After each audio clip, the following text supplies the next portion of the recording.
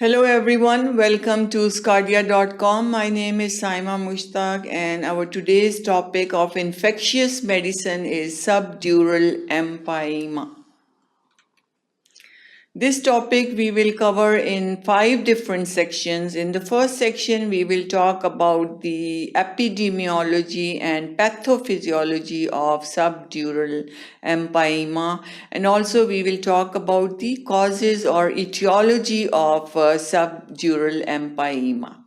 Then in the second section, we will talk about the clinical presentations, diagnosis and some differential diagnosis of subdural empyema, how the patient with subdural empyema will present and how we will diagnose this condition and what are some conditions that are associated or that can be mixed with the diagnosis of subdural empyema. Then in the third section, we will talk about the treatment of the subdural empyema and what's the prognosis of subdural empyema with the treatment.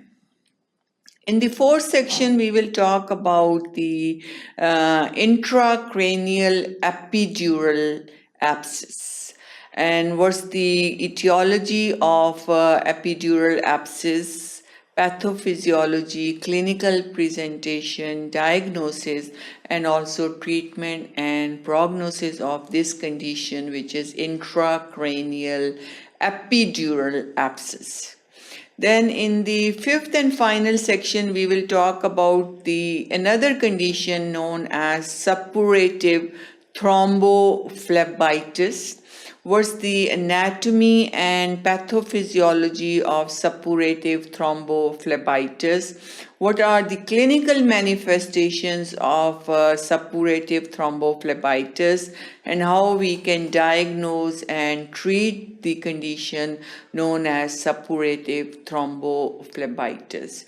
So, our today's topic of subdural empyema, we will discuss it in detail, the presentations, treatment options, differential diagnosis, prognosis of subdural empyema, and also two other terms, which is epidural abscess and suppurative thrombophlebitis. So keep watching sqadia.com to learn about our today's topic.